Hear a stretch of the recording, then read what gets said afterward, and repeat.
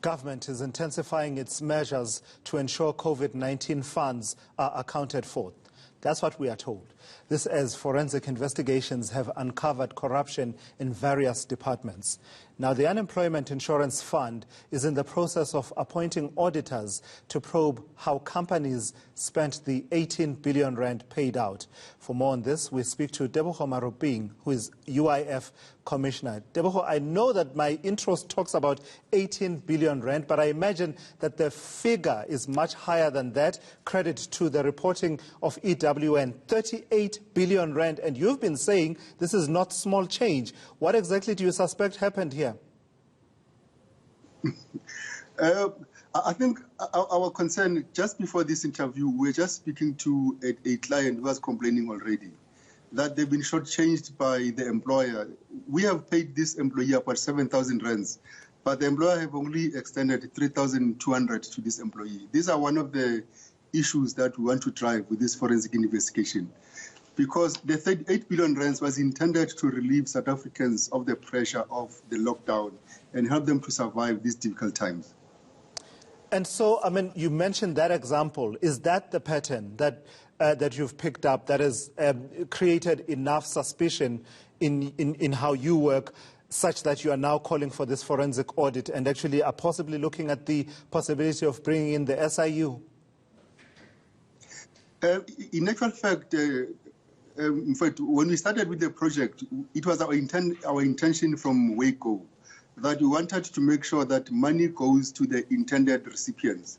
But I think our case now has been strengthened by the number of fraud cases that we picked up, and also by the number of employees that have come back to say, we have not received what UIF has promised to pay us, or what has been paid on our behalf to employers. We've only received a fraction of that. And in worst case scenario, the employers have even extended a loan to the employees, that this is a loan, you must pay it back to us. And I think for us, it has strengthened our case. And when we heard that COSATU is requesting the president to bring in the SIU into the fold, it's an exciting news for us, because it says we'll pursue with a forensic mechanism on our side. At least we'll have a legal mechanism driven by government on the other hand, to make sure that when we pick up people, they'll be taken to task immediately without a waste of time. Teboho, where were the loopholes that were exploited here that made it possible for people to engage in some of these practices? You see, I think it's not so much the loopholes per se, but it's more how certain companies conduct themselves. That they will apply for employees, instead of them paying the employees, they don't pay the employees, they keep the money.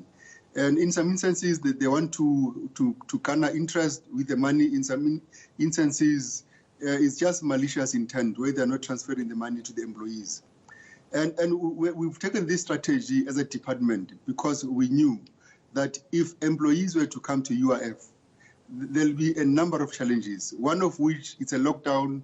Employees will require supporting documents, which they could only get from the employer, and the employer was closed.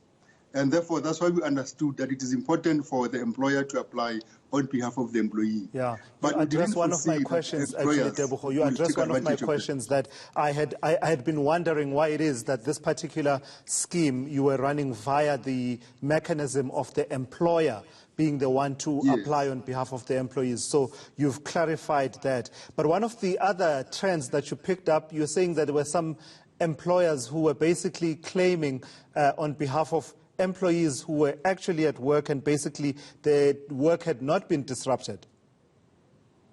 True. We have a number of these where employees are actually calling in, and it's becoming now a common thing that they call our call center and they're saying, but UIF, we were at work the whole period. In fact, some of them say, yes, in April there was a lockdown and only 3 people could work, but we were working from home. So we're fully and gainfully employed, and the employer should have paid us our full salary because we were providing the service to the employer. And some of them are saying we were never even closed at all because we were busy the whole time. And we are surprised when we check our profile on your portal that UIF has actually, the company has applied on our behalf and UIF has already paid. Talk to me about the parallel processes then. There's the forensic audit that you are talking about. Tell me about the charges that you have laid with the Hawks. We have 3 cases, as I hope it was in the media. The first one, we did manage to arrest the individual, take them to court. They appeared before court, and we did acquire some of the assets and recover the majority of the money. And this will be appearing in court again in October. And the second group, we've already recovered about 95% of the money. And they are also next to appear before court and be charged.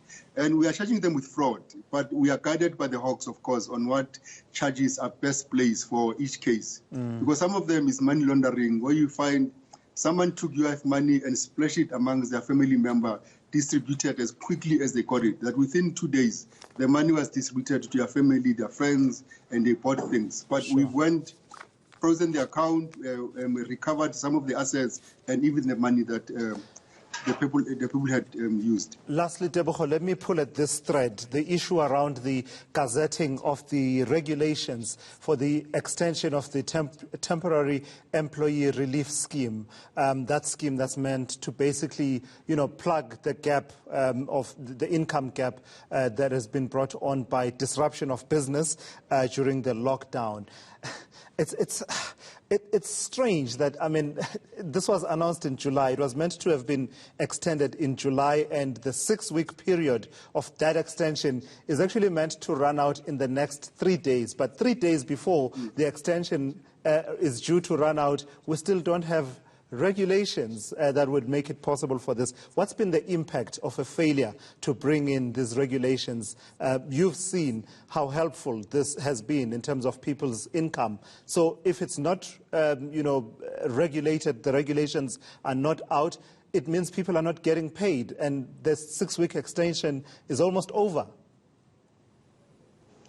Yeah, I think it's a balancing act, because you see, before you can publish any regulation, you need to engage your social partners, and we do that extensively at Netlink. We need to find each other. We need to make sure that there's common ground, there's common understanding on how this works, to an extent that even though come the 15th of August, it is the end of the lockdown. Remember, the 15th of August, it just signals that we'll cover you up to the 15th of August. But it doesn't mean come the 17th of August, you cannot apply.